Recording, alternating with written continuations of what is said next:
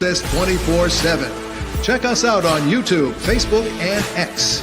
And for the premier sports talk experience, tap into our Roku channel. Start your mornings with Mac and Jack covering all the weekend sports action. Then pour a cup and enjoy all the sports you can drink on the Coffee and Sports podcast. At midday, talk sports from east to west on the Coast to Coast podcast. Followed at night by some hot girl talk with Prim and Proper Sports featuring Sonia Pearson. Talk boxing on the Gloved Fist. Yankee fans tune in for Start Spreading the News. And there's more on the College Sports Huddle and Sports Scope with Robert Butler. And that's just a sampling. There are 20 podcasts in all and 70 weekly shows giving us a 3.4-star viewer rating. To find us on Roku TV, search for National Streaming Sports on the Roku search bar. Click on the logo and you're in. For laptops, mobile phones, and tablets, download the Roku app. National Streaming Sports, live and on demand sports talk for America. This show is brought to you by BetUS.com. 125% off your first 3 deposits, 30 years experience, secure site, wagering for all sports, including during the games and futures. SeatGeek provides you the best prices on sports and music events, game tickets, and concerts. Use NSS promo code to get $20 off your first ticket. Keep using the NSS promo code when purchasing tickets for great deals in the future. In Fanatics at nessp.info for your favorite teams, sportswear. Click on the link, and while you're there, check out our national streaming sports merchandise.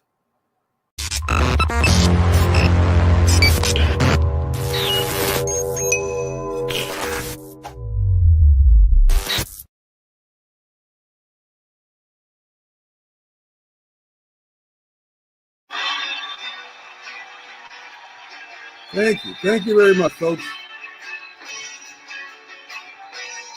It's Friday, and me and Jack are giving you the end of the week sports and leading you into the weekend, as we have 2 big shows this weekend. Also, thanks for joining us.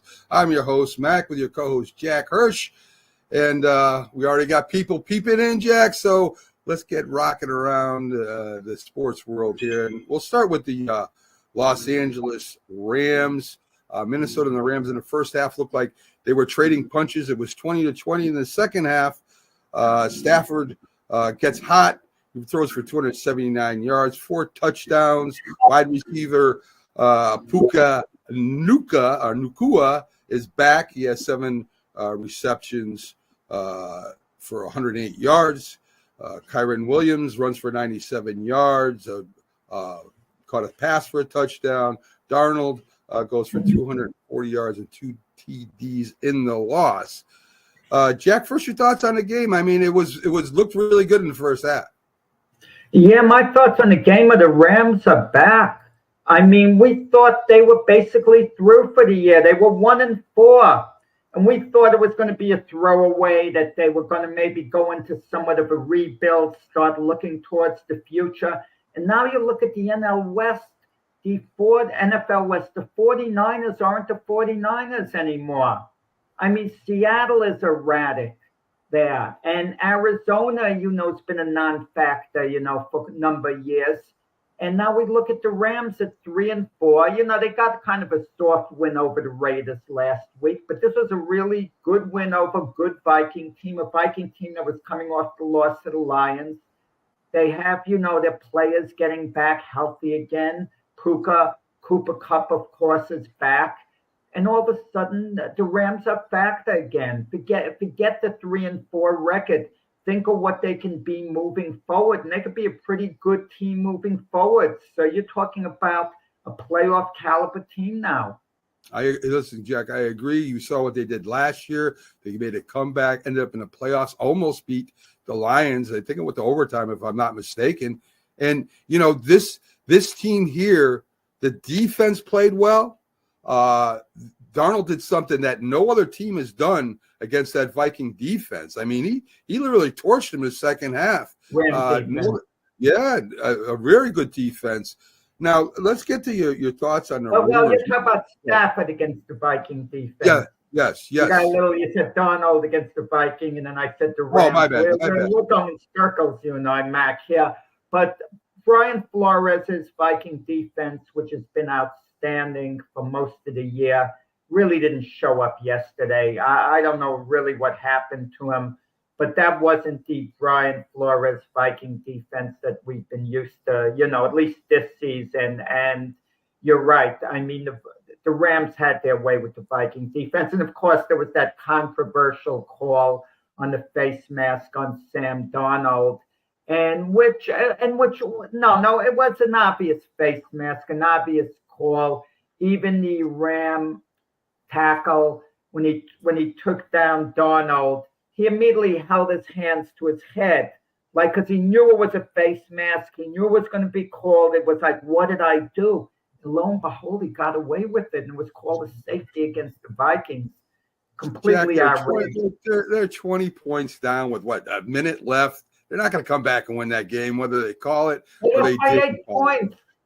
The game was still on the line. What the heck are you talking about, What are you talking about? It was 30-20. They were down by 10. They had the ball last, and they got the face mask. The Rams got the face mask. The final score, they lost by 10 points, correct? Right. They were down by 8 points. Oh, I get what you're saying. So you're not going to win the game. You're not going to win the game. Penalty, they're not going to win the game. Penalty. It's score for the whole half. They're not going to win that game. It's snuffed out. Please. Stop being like everybody else. Stop being like everybody else and blaming the officials for everything that happens.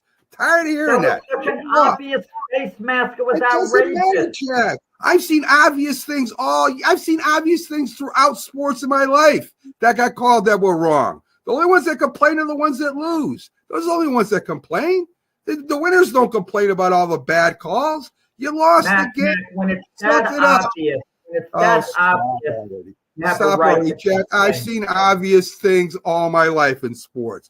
Outs being called that weren't outs by the umps. Referees in the NBA missing calls. I've seen it all my life. It hasn't changed. There's nothing new about this. Come on. Good morning to Richard.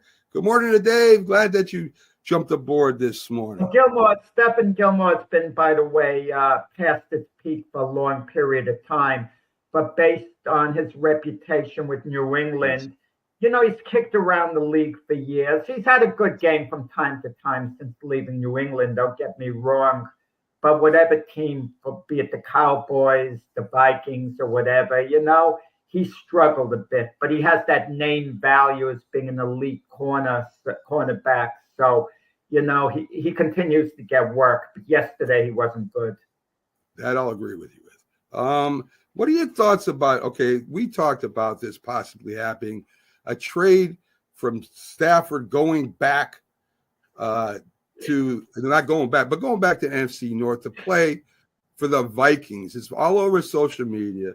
We got a couple shows saying it makes sense that for the Rams to do this. I don't see where it makes sense for the Rams to trade a great quarterback for Sam Darnold right now. I mean, first they're living and they got a brand new home in LA, in California. It's beautiful. Why is he going back to the NFC North? Yeah. Mac, I mean, I have to talk about it because you bring it up. You want to talk about it, okay? Yes. I don't like to dignify these social media idiots, okay? It has no credibility at all. Matthew Stafford is not going to the Vikings. I seriously doubt that the Rams and the Vikings had so much as a discussion about it.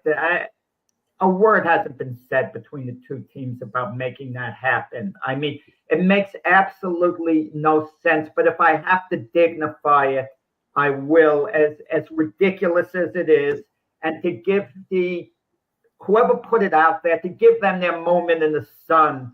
Okay, I'm forced to dignify, what some fool put out there, okay? What on earth can the Rams get for Matthew Stafford right now from the Vikings? They're not going to get a second. They're certainly not going to get a first-round draft choice. They're not going to get a second-round draft choice. What the heck are they going to get to make it worth their while to move on from Matthew Stafford? The Vikings have J.J. McCarthy, who's coming back next year. Are they going to all of a sudden bench Sam Darnold, who's having an excellent year, who's coming along great, for Matthew Stafford? What's that going to do to the morale of the team? And how's that going to improve the quarterback position right now? It takes a little while to adjust to your new team. It takes a few games. There's nothing wrong with the way Sam Darnold is playing right now. I could understand if it was a young quarterback and it was a long-term thing who would be with you for years. Then you maybe look into the deal if it was a young Matthew Stafford. But if that were the case, why on earth would the Rams want to make the deal? It doesn't make sense for anyone. It doesn't make any way, shape, or form. And I could virtually guarantee you the Rams and the Vikings never so much had a discussion about this. So someone puts out a rumor and other people jump on it and they start talking about it because they have nothing better to talk about. Well, the trade wasn't for a first round or second round. The trade was straight up Sam Darnold for Matt Stafford. That's what the trade discussion was. But I do agree with you. I don't see why the Rams would give up. Why would the Rams want to make it? What did the Rams get out of that, Max? I agree. I agree, Jack. Darnold is a free agent at the end of the season. So at the end of the season, they would lose him. And is he going to improve the Rams this season any more than Matthew Stafford would? No. No, of course not. Of course not. The other rumor was Cooper Kupp possibly getting traded. One of the teams mentioned was Kansas City. I don't. Why would you want to break up Cooper Kupp and Puka Kuka and Stafford right now? This is a run that they could possibly now in the offseason, these trades might, I don't know, maybe but not during the year, Jack. This is again, I can't remember. I don't know if you can, any quarterback that was traded during the season that ended up to go on and win the Super Bowl. I can't remember one in the past. No, not the quarterback, but DeAndre Hopkins just went to Kansas City. So that basically solves their receiver need right now because they were hurting a bit in the position.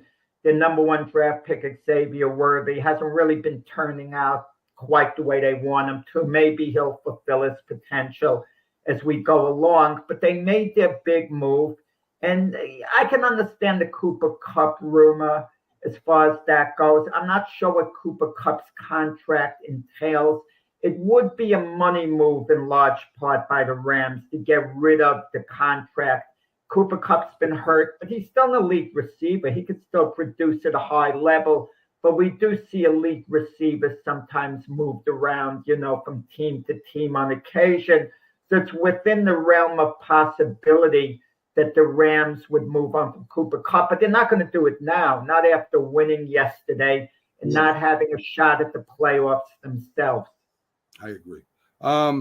A little basketball game last night. The Celtics beat the Wizards 122-102. Jaylen Brown goes for 27 points. Tatum has 25, 11 rebounds.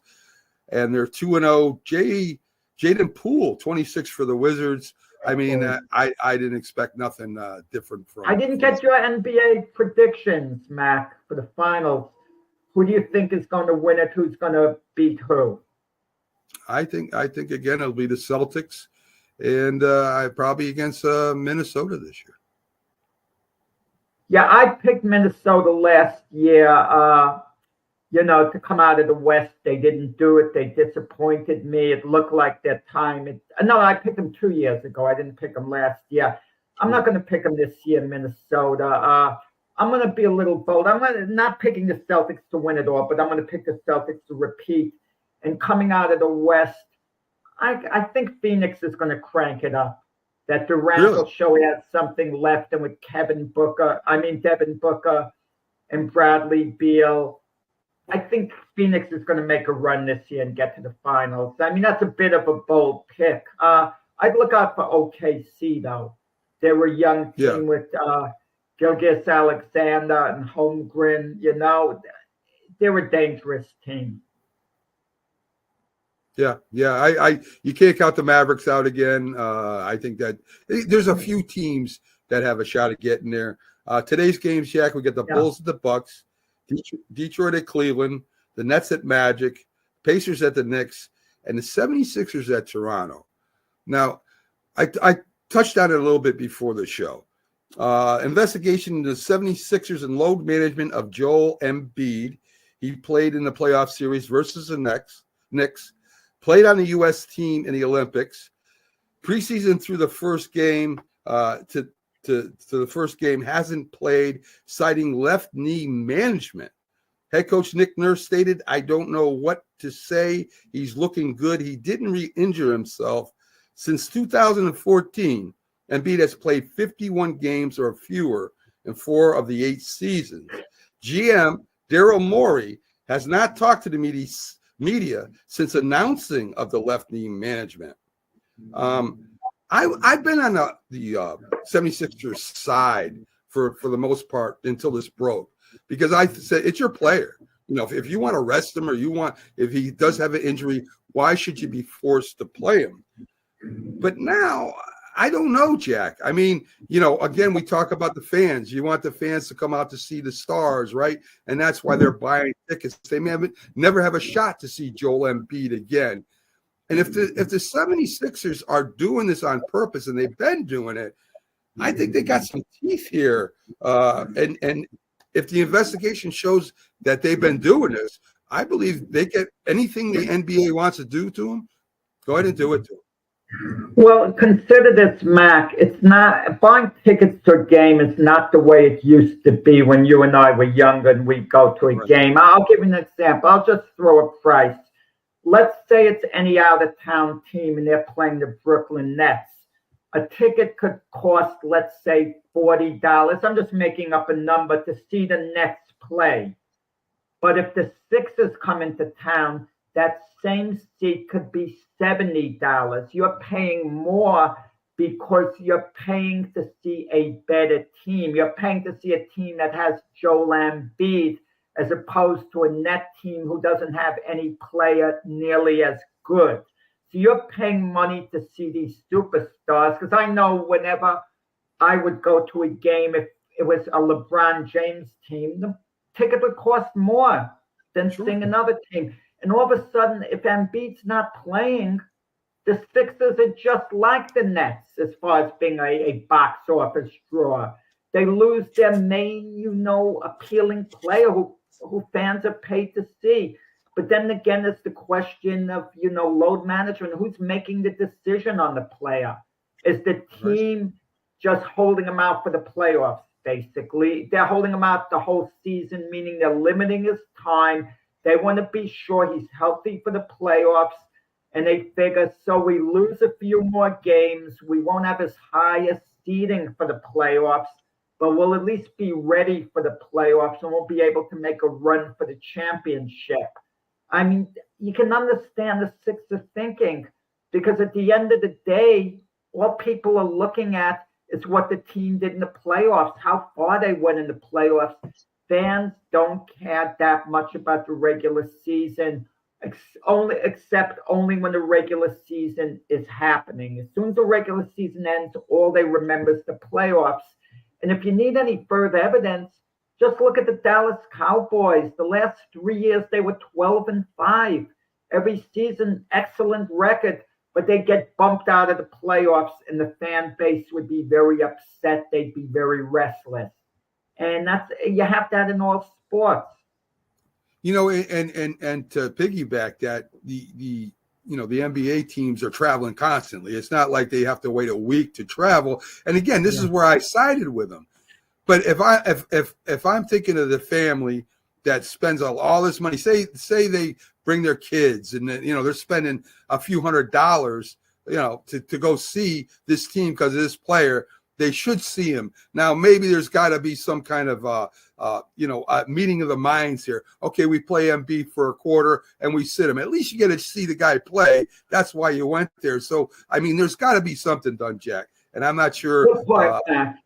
Yeah. You should be at the negotiating table, Mac, as a go-between. That's a good suggestion by you.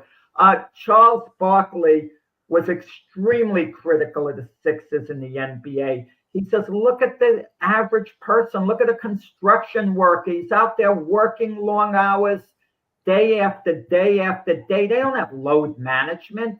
They're aching. You have a lot of people working. I mean, they're aching. They're not physically always up to par. They're not always in the mood to go into work, yet they work. And how do you explain to them load management? I understand if there's an injury involved, Mac, and the players are rehabbing in a certain sense, but he could still play. You want to kind of ease him in. I could also understand an older player who needs a certain amount of rest. Some of the older players, they need about 3 days to recover from a game. They have a hard game. Their body needs to rest up. They're sore, they're this, they're that, but you could still play them somewhat. I agree. Something's got to be done with the load management thing. But if a player's a real competitor, he's going to want to get out there in the court. Look, the Lakers have tried to rest LeBron, and LeBron has gotten ticked off about it. He says, I can play more. Give me more minutes here. And, Jack, it's not like the 80s when they would come in and he would just knock you on the floor either. I mean, the game has changed. There's hardly any hard fouls anymore. Michael Jordan didn't get no load management. Larry Bird didn't get no load. They played all the time. So, I mean, it's a soft league, too. So, come on. Will Chamberlain missed 13 minutes the whole season? I know. Whole season? And they were banging that guy. Come on, you talk about load management. They were banging him.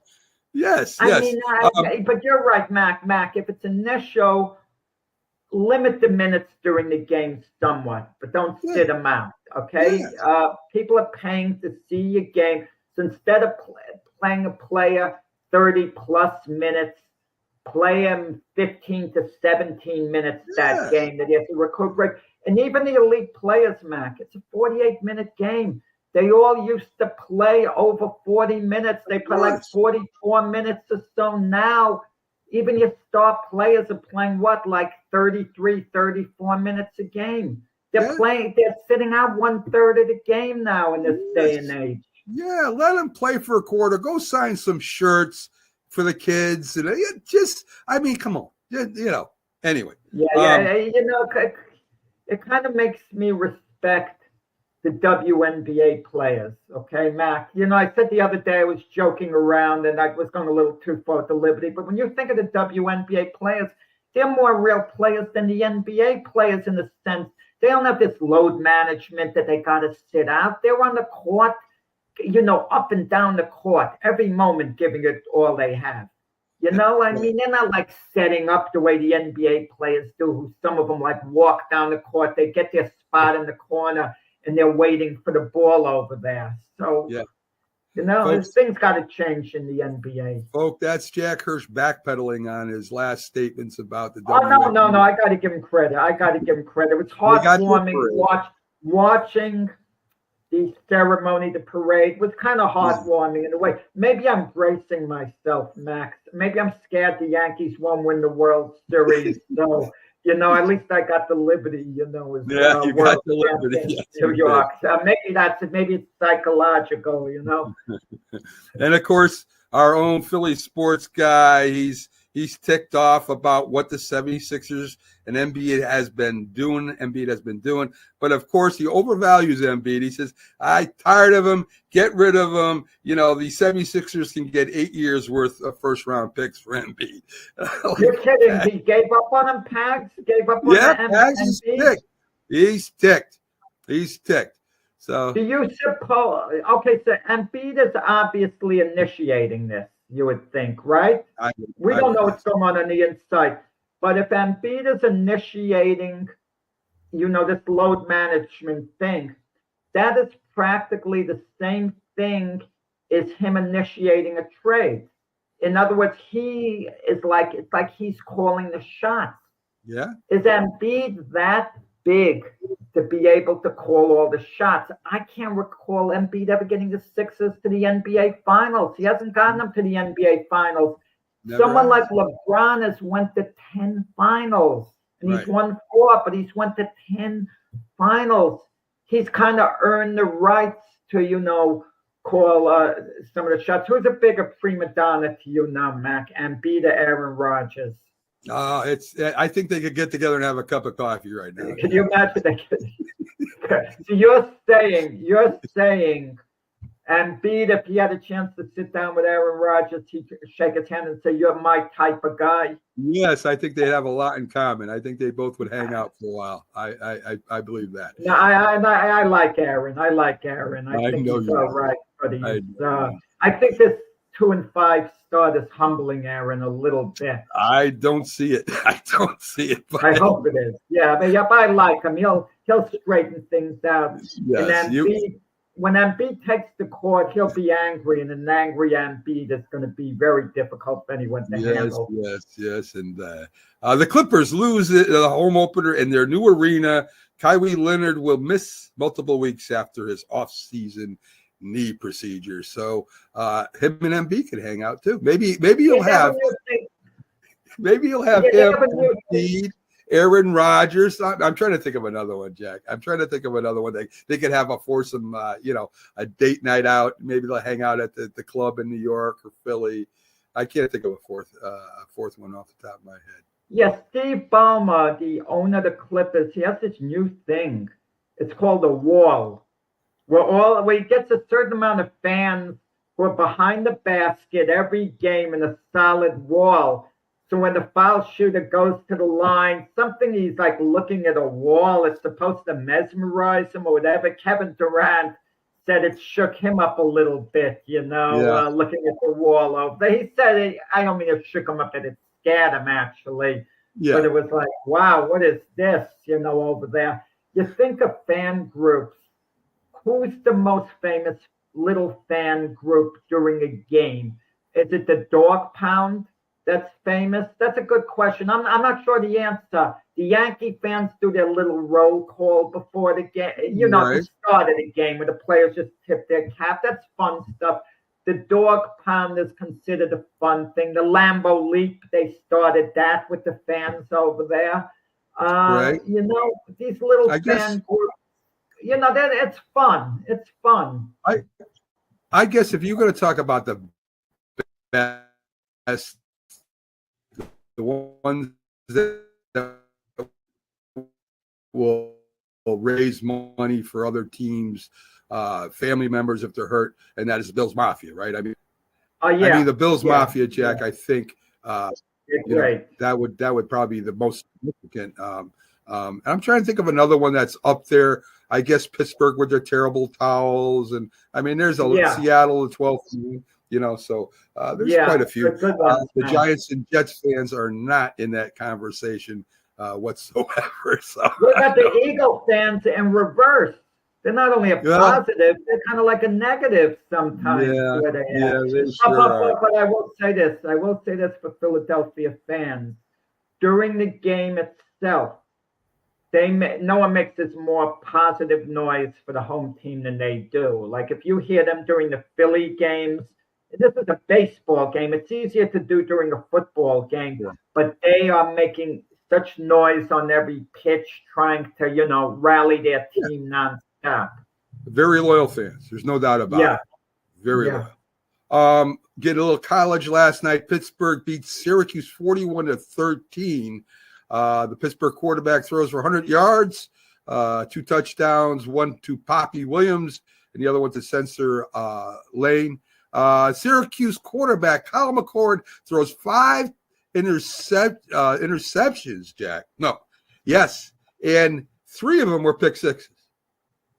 So I don't know if that's a record or not, but Kyle McCord. Pick six is a murder. Yeah, pick sixes are totally unacceptable. It's awful. Like I've said it over and over. You throw a pick six. You realize what you got to do in your next 2 possessions, okay? Your next possession, you got to get a touchdown just to break even to get the points back. But that means you've had the ball for 2 possessions and haven't scored, so you're doing poorly. So even if you get a touchdown on the 3rd possession, that means you went 3 possessions and you have plus 7 points. So you haven't really accomplished a great deal over 3 possessions during the game. Pick sixes, it's murderous. But with that said, I like quarterbacks aggressive, even if they throw some interceptions from time to time, as long as you don't throw an interception in a very bad situation where you're very careless. Yeah, Kyle McCord with 5 interceptions. I don't know if that's a record with Joe 3. Willie Namath, I went to a Jet Buffalo Bill game before they won the Super Bowl. Joe Willie threw 5 interceptions. I mean, that's how things were at the time. You know, to be a gunslinger, take chances, and yeah. Joe Namath's records in the Hall of Fame are interesting, where he has more interceptions than touchdowns. So, Yeah. So we're gonna do. Keith normally comes on and does his top 3. Jack, we're gonna do our top 3 in Keith's memory here. Well, I'm not there. I'm gonna do it. I'm gonna do it, and you tell me what you think, because there's some interesting games. First, we got Notre Dame number 12 against Navy. Notre Dame's favored by 13 points. Navy right now is undefeated, and they give Notre Dame a hard time every time they play, for the most part. I mean, I should say every time, but it's a hard offense to get together with. What do you think, Jack? Do you think Navy can cover? You know, Navy's played over their heads. Army, Navy this year, that they're actually a little bit of a factor this year. I mean, man, oh man. I can't recall Army and Navy both being as good combined in the same season as they are this year. Notre Dame struggled a little early on, but they seem to have it more so together, and you know, and getting a little better as the season goes along. I would think Notre Dame would cover. That would be my thought against Navy, Navy's played as well as they possibly could, I think, to this point. I don't see them getting any better, but I see Notre Dame being on a little bit of an incline. So, yeah, you know, I think Notre Dame will cover the points. I mean, not by much. Maybe Notre Dame wins by 16, 17 points. You know, in the history between Notre Dame and Navy goes way back to the wartime, Jack, where the Navy actually gave Notre Dame some players, and Notre Dame actually let them play at Notre Dame. I mean, it's a heck of a history back then. And yeah, listen, I kind of agree with you. Navy has to play Notre Dame, Jack. Then they play the Army-Navy game, and then they might have to play Army again in the conference championship game. So this is going to be rough going for Navy, and would be a great win for Notre Dame since they're a ranked team. So I'm going to agree with you. Can you imagine there were no, you know, NCAA or whatever college regulations, and a school could actually do that, dismiss a student could leave a university or an institution like Navy for one semester and go to another college, and then transfer back to their old school, you know, to get their degree, but they're just doing it for the last season of their so-called, you know, college amateur career. That would be amazing. Yeah. Nebraska, who Keith has encouraged by this young team that's trying to get it together. They're going up against Ohio State. Ohio State, Jack, is given them 25.5 points. Yeah, I think Ohio State's going to stomp them. I mean, Keith thought Nebraska was a rising team this year. They maybe they looked that way for a game or two in the beginning, but they under Coach Rule there, they haven't really, you know, they haven't taken off. They haven't improved, point blank. And, you know, the problem with college is you've got to make it a somewhat dramatic improvement from one season to the next, because it's not like you're developing players over 3-4 years. You know, and if a player's that good to be a difference maker, he's not going to be in school the 4 years. Yeah, they don't stay around. You're right, Jack. They don't stay around like they used to and take that 4th year anymore. There are a couple that do that if they have a shot at going to the national championship the following year. You know, all Michigan players came back to go to the national championship, but very rarely does a team hold on to their stars for the full 4 years now. So, no, that's in the other sports, even basketball. True. When Connecticut won the national title, one of Coach Hurley's players, who was going to go number 1 in the draft, he said, maybe I should come back. We should try to three-peat. And even though Coach Hurley would have loved to have him back, he says, get out of here. You're going to the draft. You're being drafted high. You're not coming back here. Stop it. Stop the talk, He kind of like shut it down. Some of these players or some of these students, they love the college life. They don't want to leave it. It's understood. But if you're going to get drafted that high, you're going to make impact money that's going to, help you for the rest of your life. That's going to make you secure the rest of your life. So it's hard to stay in school the extra year because too many things could happen. You could get injured. You can have a bad year. Your stock could drop. Sure. So that's why they leave when they leave. Jack, maybe you know this because I'm not sure. Shakur, Primetime's son. I think he could go this year. I think he could stay. What do you think? Does he stay with his dad that extra year, or does his dad move? A few questions. Does his dad move on to coaching the NFL, and Shakur follows him there? I mean, what do you think he does this year? After this year, does Shakur go to the NFL, or does he stay? Does he stay in college? Shakur Sanders. I think he goes to the NFL. I understand where you're coming from, Matt. This is his dad. You want to stick with your dad. You want to play with your dad. Dion is going to have influence on his son. I have no doubt about it. Maybe, and I'm just saying maybe, Dion is saying to his son, you stay the extra year. You're going to get drafted high next year. You're having fun here at Colorado.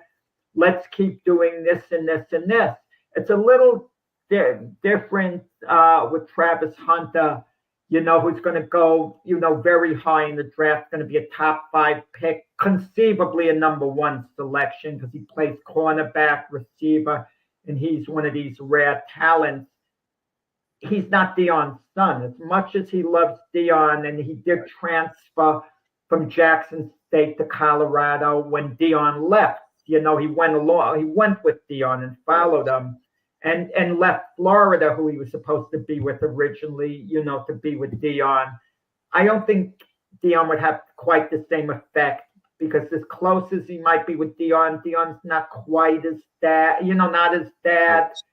Right. But you don't know. It would be foolish for Travis Hunter to stay the extra year. And as far as Shakur Sanders goes, if Colorado has a chance to win the national championship next year, I can understand that you really want to run it back. But Colorado has made a dramatic improvement.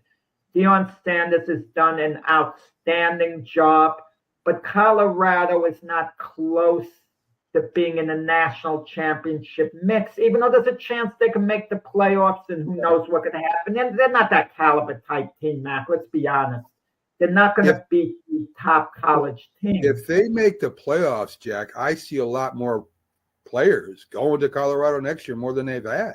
So I'm talking about this year. Yeah, I'm saying if they make the playoffs this year, I think that a lot of players around the country that are eligible to move might go to Colorado. Because not only is Colorado great at marketing players and getting them money, I mean, now they have a chance to maybe take a run at the national championship next year. Be very enticing for the young kids. And part of it, too, reportedly, Deion Sanders loves life in Colorado. Yeah. He went to all the maintenance people. He shook their hands. He says, they keep the field beautiful. This campus is gorgeous, he's saying. This is such a great place to live. And he's saying they make him feel like family in Colorado. So maybe Deion Sanders has found his ultimate happiness in where he wants to live.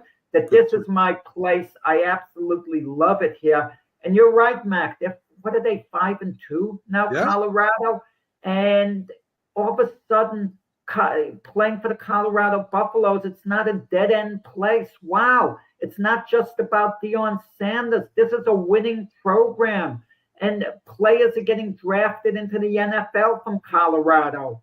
Right. And the association with Deion Sanders as well, one of the all-time great NFL players. But to answer your question, I think Shedeur Sanders is going to, apply for the draft. How can you not? You're going to be a top 5 pick. But I think also they want to pick their spots with Deion Sanders, with where Shador Sanders goes, because Deion pointed to what Eli Manning did, and he's not wrong. People are going to wrongly accuse Deion Sanders of being a prima donna, trying to select his son's team, what's the best fit.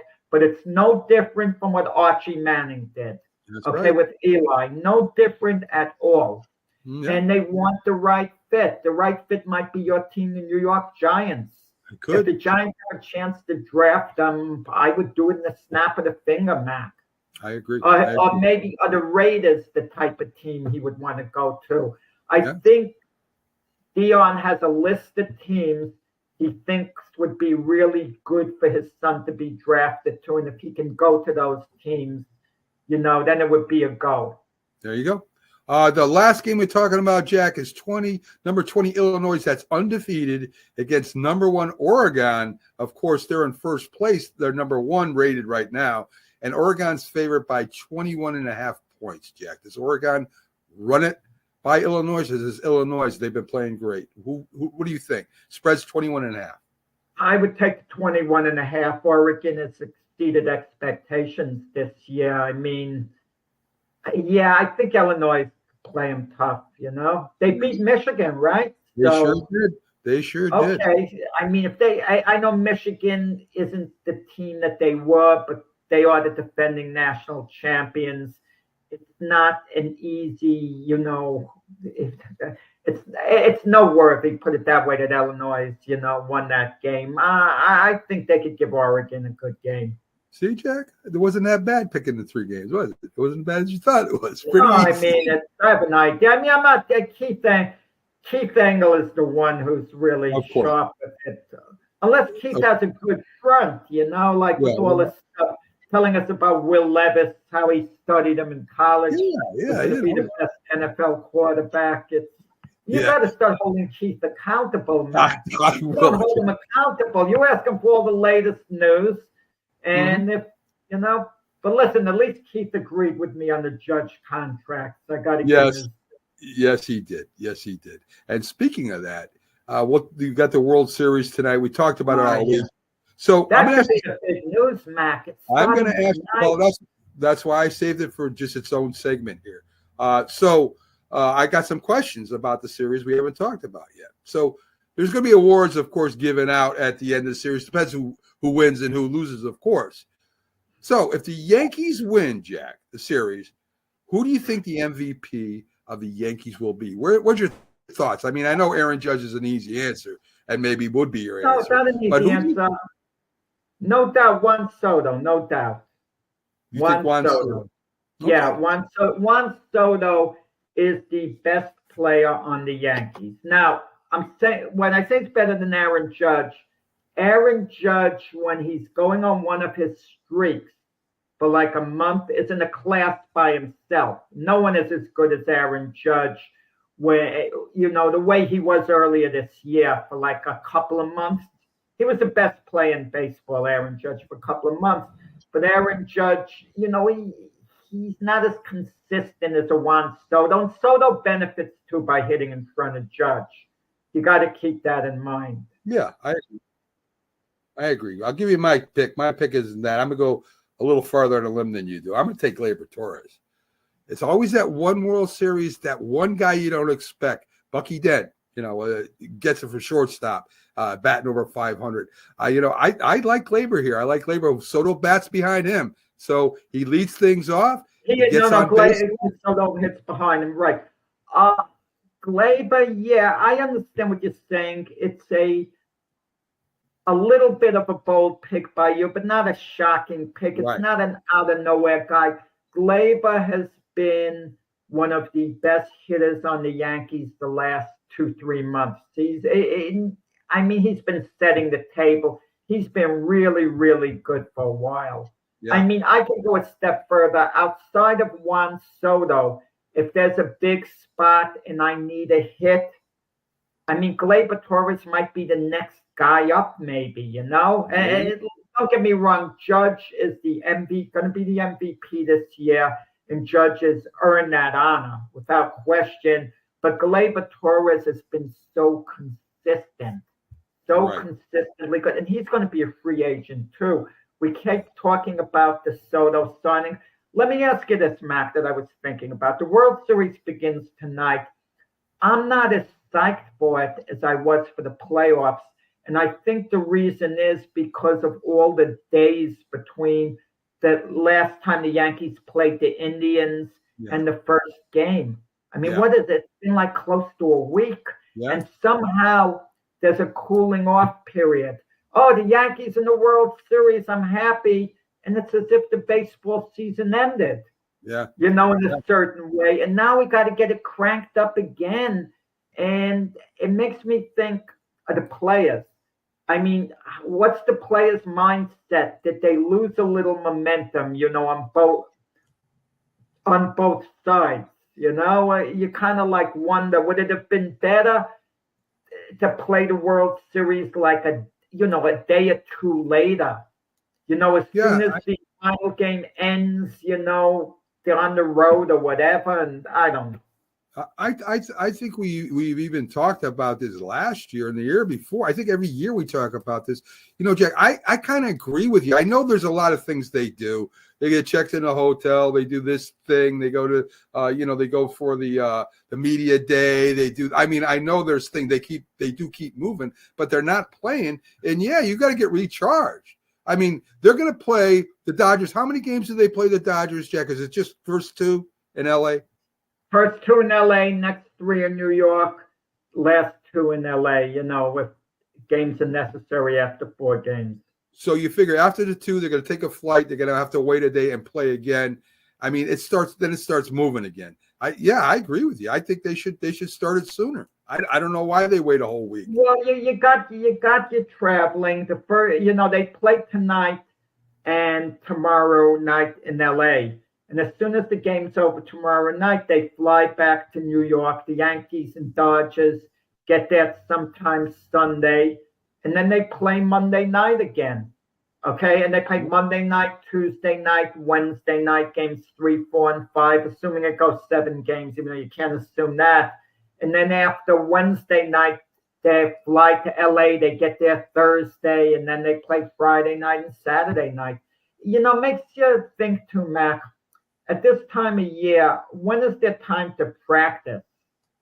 Even during the season, it's such a grind. And hitters like batting practice, not just to show up to the game and not just before the game. You know, you're tired, you're traveling. When do you have time for that? I know with the Yankees and Dodgers, game 2 is tomorrow night. They fly back Sunday. Are players going to get to the ballpark very early on Monday for practice and then hang around the ballpark for the game at night? Are they going to get there late Sunday afternoon after they fly back to get in some hitting practice if they want? I don't know how they schedule these things, but it's a grind. It's during this time off. I guess that's when they're expected to get all the practice in, all these days off. They can work hard. But once the games begin, I mean, there's not much time to work out, you know, in between. I'm gonna follow up on this after I run through the rest of the questions here, Jack. If the Dodgers win, first of all, we can't forget about Stanton, right? Stanton was the MVP of the ALDS, so he has a shot too. I just want to throw his name out there. Everyone has a shot, but the Dodgers has a shot. Everyone has a shot. If the Dodgers win the series, who do you think gets the MVP of that one? Oh, easy, Ohtani. Are you kidding me? Ohtani would be destined to win it. Not even close. Ohtani, I'm going to go with Mookie Betts. You know, the only way Ohtani gets upset if one of the Dodger pitchers, you know, whoever it could be, could win a couple of games and be outstanding. That's always the X factor. In the past, you'd have certain World Series MVPs, and they would give it. Sometimes they give these MVPs on sentiment in a way, like when Roberto Clemente won it in 1971. He had an outstanding World Series. He willed the Pirates to victory in a way. But this starting pitcher, Steve Blass, won 2 games and was outstanding in the 2 games. He should have gotten it. Yes. I mean, you take even, we were talking about Joe Namath before. Joe Namath shouldn't have been Super Bowl III MVP. It should have been Matt Snell, who ran for 121 yards on 30 carries, caught 4 passes out of the backfield for 40 yards, played some special teams, but we go with the glamour guys sometimes. I agree. So you answered that question. I was going to ask you, can a pitcher win the MVP? Of course he can. Could a reliever? Could a reliever, Jack? Could a reliever win the MVP? Yeah. Sometimes it's such a short series, you pick someone by default because it's no one clear cut. So you see a reliever maybe save 3 games. Maybe went 3 innings, total in the 3 saves, and he could get it. Someone, sure. I think Mariano Rivera should have got the MVP a couple times during the Yankees runs because he really shut the door on a couple of those teams. So, but anyway, it is what it is. What do you think about if you're the manager of the Yankees right now, and you got 45-man? I mean, you've got everybody that you could possibly get on that roster, and half of them aren't going to play. Do you fly them out to LA, or do you leave them back home and let them practice, Jack? Well, you might need them for the game. I mean, if you feel there's no chance of using them, there's no chance of using them in LA, why would you want them in New York if you're not going to use them there either? I don't get it. I'm saying, like, you've got I don't know how many relievers. You're not going to use all those in the first 2 games. I don't think you're going to go with your best. I would think pinch hitting. Yankees really don't pinch hit a lot. I haven't seen it anyway so far. They really don't pinch hit a lot. They go with their starters and they play them for the most part. Defensive maybe, but other than that, the Yankees really don't. Well, Aaron Boone's going to get blamed if the Yankees lose the series no matter what. No matter what, we're going to hear that they lost the series because of Aaron Boone. He's going to be made the scapegoat, okay? And there are a couple of moves Aaron Boone can make, but they'd be really gutsy moves. I mean, you take Chaz Grisham. He's been awful at behind at bat. He can't hit a fastball anymore. It's terrible. These flamethrowers are throwing it right by him. I mean, maybe the breaking ball he can hit, but these 98-mile-per-hour fastballs, he's just missing. He's slow. And the same thing with Austin Wells. And I don't want to hear, they get around on the pitch once in a while, but they've been consistently bad, and swinging at fastballs and just swinging right through it. Do you take a chance and play a guy like Birdie at third base, for a given game, a Cabrera? It's a bit of a gutsy move, but sometimes you have players with big personalities like Chaz. You sit them down, you got to deal with the mini temper tantrums. They're very good as long as they can play. They'll adapt to the Yankee culture, but it would create a buzz by sitting a player down sometimes for a given game. And also Rizzo's been hurt. He's been good with the bat, making the adjustments. He had a good series against Cleveland. Kudos to him. He was terrible defensively. And this is a guy who's a darn good fielder, fielder. But I'm convinced he was missing balls because he was a bit, hurt that he couldn't get to. I agree. I think you don't replace Austin Wells just because of defense, Jack, right? I mean, if you're saving runs, it's almost as good as, scoring runs or driving runs. Yeah. If you're a sinker ball pitcher, you want him in there. He blocked. Some of the plays he made were unbelievable, Jack. Yeah. Chisholm made some nice defensive plays. I think Chisholm is just swinging at anything. I don't know what he's swinging at half the time. I wouldn't. I mean, high and inside, low and out. It doesn't matter. You could throw him a fastball. You could throw him a curve. He's just swinging. He's not even missing badly, Mac. He's missing badly. He's not. But Chisholm early in the year, when he first came to the Yankees, hitting well. He hits with power. If he's on the bases, he's his speed on the bases is a big asset. And defensively, Chisholm, for whatever reason, hasn't been asked to make great plays. He's been handling what's been hit to him. He has a strong arm, and his arm thankfully, it hasn't been erratic. Right. Okay. So he hasn't hurt the Yankees defensively, but would Chisholm get upset? Say you don't play him at third, but you put him as a pinch runner in certain situations. And then, of course, he would have to go to third, which wouldn't kill you. But, I mean, you got the speed on the bases. You're still utilizing him and maybe scoring runs. The only thing I don't like is he's been picked off first, Jack. He's been picked off stealing second or standing at second while the pitcher actually throws the ball to second. He didn't move. So, I mean, even running the bases, he's had problems. I think he's just I think he's in awe. I don't know what he's thinking. I know. I mean, he's bought in. He's been a good teammate, I think, to the players. He hasn't been a distraction from everything we could see because he's playing. What's he going to complain about? He stands up for his teammates. He has his teammates back. If you sit him out a game, it's good. I think Aaron Boone's aware it's going to be headline news. It's going to be a distraction. Reporters are going to come to Chisholm. What do you think? It's one thing you sit a guy out a game or two during the regular season and tell him, no, I'm going to have you back in a couple of games. You're going to be back. You accept this. I want you to take a deep breath and watch from the bench. You're going to be back in the lineup on Thursday. For example, I'm just talking today. Yeah. Chisholm would probably adjust to that, say, I know I'm going to be back. You sit a guy out for a World Series game. Wow. That's kind of, newsworthy. Because Chisholm now is accepted as a starter. You think of him as a starter, and it's news if you're sitting him out. So you kind of have to roll with him and hope he gets back to what he was early in the year. And if he gets on base, he does provide a problem for the Dodgers. He does. As long as he doesn't get thrown out, stupid. We're near the top of the hour. Let me give you the NHL scores real quick.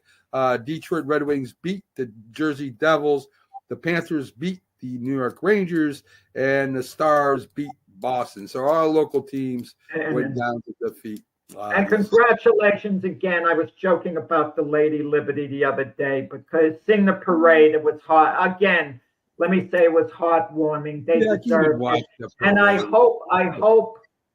hope there's a little competition with the network so the players can get the type of money, that is befitting an athlete, on a championship team. Oh, Jack, stop already. We know what you really feel about the WNBA. Let's not soft soap everybody right now. I mean, we know. Stop.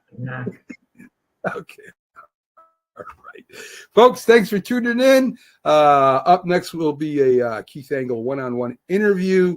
We do have let's see, we got a new show on today, too, folks. Till the Whistle Blows from MBR will be on their first show at 11 a.m. today for Military Broadcast Radio. Stick to Roku all day. We got all shows all day, folks. Filling in. All the days are starting to fill in now. Thank you for tuning in. Thanks for all the views, the likes, the loves. Hopefully a couple shares come our way, Jack. And we'll see you tomorrow on the Memory Show. So tomorrow, 8